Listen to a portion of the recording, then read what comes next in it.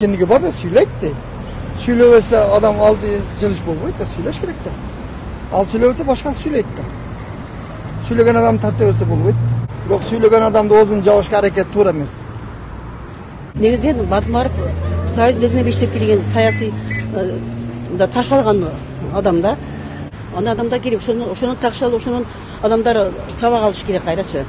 Аны акыл чындык ошентип seçilip Kamağımız жыйынтык чыгарылган жок да, илгертен бери чыкпайт да. Мына 30 жыл болду, эмне дейсиң? Ай, сүйлөп деле кереги жок да. Эми бул саясатта, саясатта болуп келген.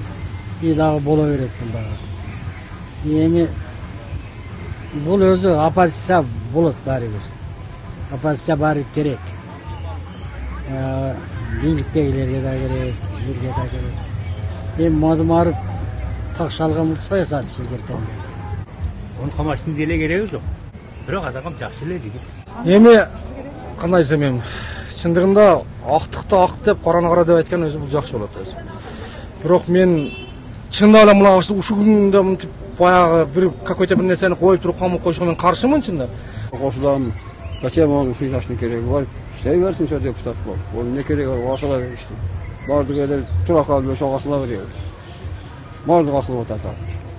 Pozitsiya endi bolot, kerak oppozitsiya. Элдин эми көпчүлүгү каршы буга. Эми ушул күнгө чейин Мадымаров жасап келген жакшы иштери дагы бар эми. Элге кылган жакшы нерселери бар, эми аны да карап коюш керек да. Анан мен чындыгында каршымын бирок.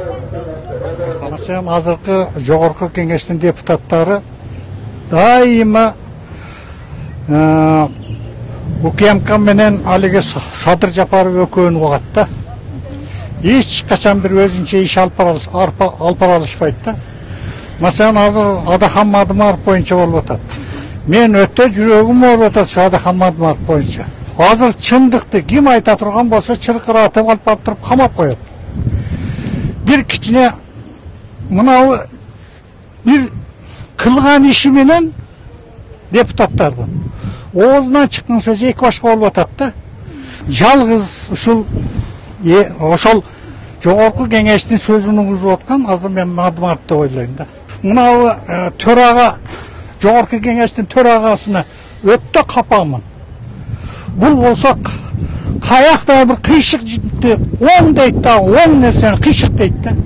Ушул менин айтарым. Азыр биринин көтүн бири чыкып эле эч кандай сажына туура сүйлөгөн адамдын бардыгы азыр душман да. Туура сүйлөгөн адам бардыгы душман. Оппозиция каршыңыз кандай? Оппозицияга деле бир эле адам бар го дейм, чынын айткан. Билбейм, ошо депутат али Мадымаров сессияда сүйлөп аткан. Калгандары бүт эле паткайлым го, мындай лептеп эле баргандар. Ошентип ойлойм, мен олорду карабайм деле. Лиш базы өзүң карабаң, өзүң тарт. Ошол эле. Негизи Мадымаровду камала турган эч нерсеси жок деп ойлойм. Камабаш керек, элге керек адам. Не кандай болгондо да элге пайдасы бар адам. Мадымаровду камаганга бир негизи жок да, эмнеге камайт аны ошол. Şu çoңдорду кичине критикалап койсо эле ошону көрө албай жатышат. Азыркы учурда оппозициянын кереги жок азыр. Өз зорго турабыз азыр. Кыргызстан мамлекети зорго турабыз. Азыр эртеңден баштап карыз сурай баштайт. Азыр оппозициянын кереги жок. Ушул карызды төлөш керек. Оппозиция дайыма керек. Анткени сөзсүз жаман менен жакшылыктын мындай немеси болуп туруш керек. Ар бир саясат болуш керек, ар бир мындай кандай. Баары немерде оозу кыйшык болсо да байдын өңү сүйлөсүн дегендей, кимде бийлик болсо, кимде акча болсо азыр ошол болуп калды. Бирок мен Мадымаровду колдойм. Андай адам керек, болуш керек. Ара элдин арасынан бир мындай чыккан адам болуш керек. Ошо Мадымаровдай чынчыл ушундай кишилер керек өзү Кыргызстангача. Парламентте дагы ушинтип бирөө сүйлөп, неме болуп турбаса, алда уже эшек жайлуу болуп кетет да. Деле болбойт. Менин оюмча. Алар Мадымаровду камайбыз деп атат, сыноюңуз кандай? Эгер ал оппозиционер кабыл калбайбы? Эми аны билбейм, булар азыркы бийлик ким чакпаса камай берет да. Азыр ошондой го мода болуп калды го. Кайсы бийлик келсе өзүнүн мода деп коюп азыр эми өзүнүн немесин чыгарат да.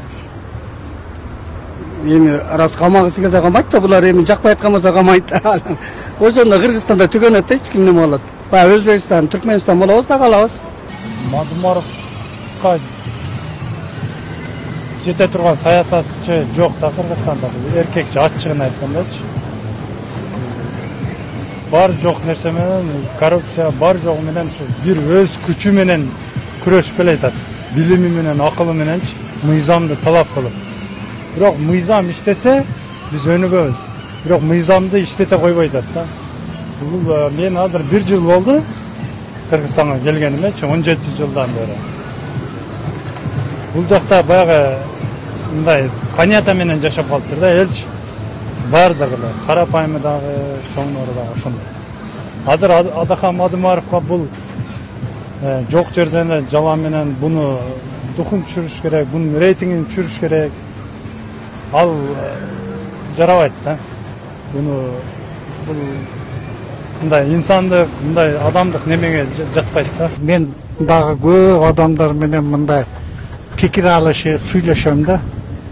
Ошол пикир алып сүйлөшкөндө кандайдыр элдерде ушундай бир Адахан Мадумаровго жан тартып, ошонун камалышына биз ошонун бир азыркы мынабы жогорку кеңештин депутаттары бир жакшы оң жакка чечип бере турган болсо, Кудай кааласа жакшы эле болуп калат.